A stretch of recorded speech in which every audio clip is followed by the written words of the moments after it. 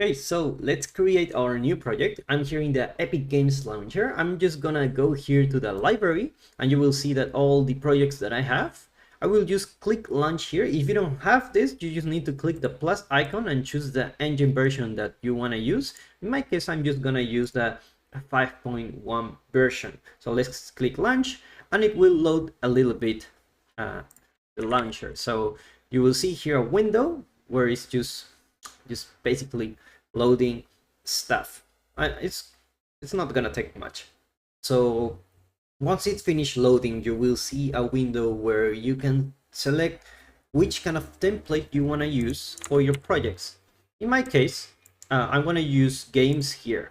Okay, so I won't touch in any one of those because we focus on games, but you're free to choose any kind of template you want depending on the project you're working. So let's choose a third person because we want a third person character running in our game.